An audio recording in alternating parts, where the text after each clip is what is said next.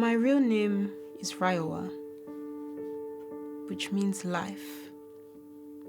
But the name I was given later was Amina, meaning to feel safe. But I never did when I was her. I was born in Nigeria. My family was poor. I used to love cooking with my sisters. But my parents couldn't provide enough for us.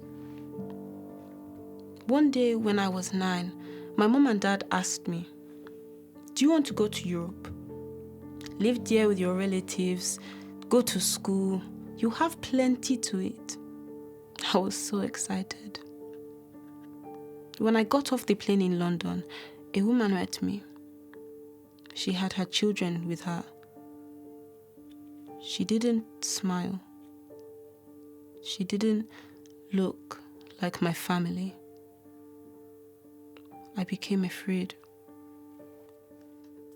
We got to her house. She said I had come here with the passport of a girl named Amina, and that is who I was now. She told me I mustn't tell anyone how I came here, or how I work in the house, or I'd never see my family again. It was now my life to clean, look after the children, do the laundry, the shopping, the washing, while she sat all day and drank coffee. If I ever did anything wrong, she'd hit me. She didn't feed me enough food.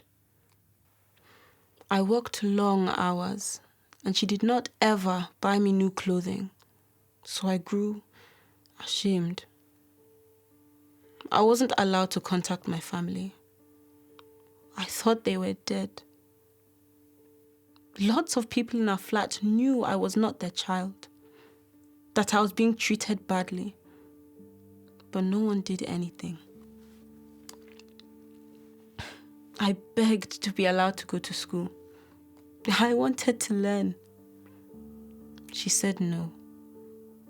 Eventually, she let me go in year 7, but I was always behind.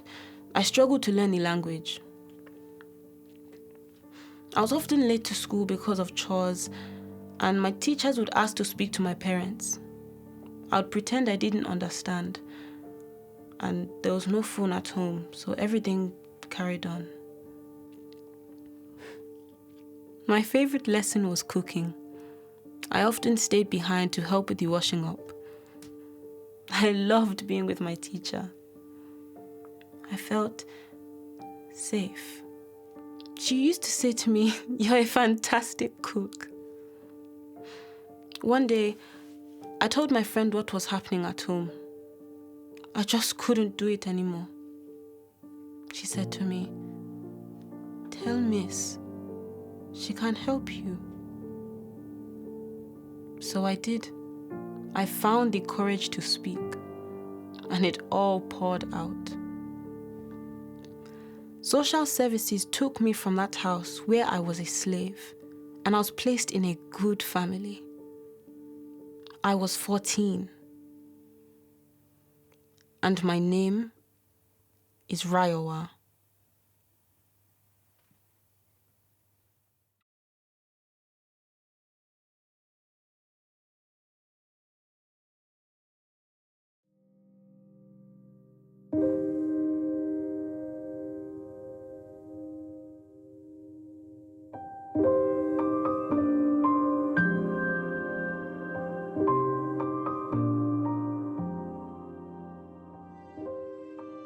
Modern slavery is thriving for a number of reasons.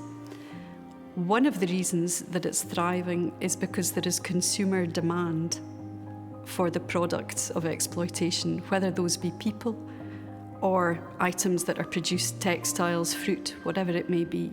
Of course, modern slavery is one of the most lucrative crime types that we have. With drugs, people sell them once. With a person, they can be exploited multiple times. So financially, for the perpetrators, it makes financial sense.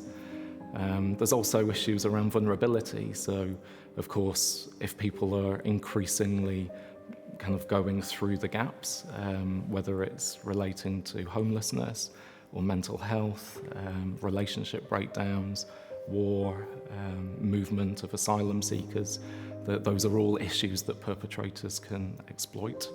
And particularly in a time when people are economically challenged, it's difficult to encourage people to look beyond a price tag, to think about why a price has been set at the rate that it has, and to consider the impact of their own choices on the people who are involved in making something.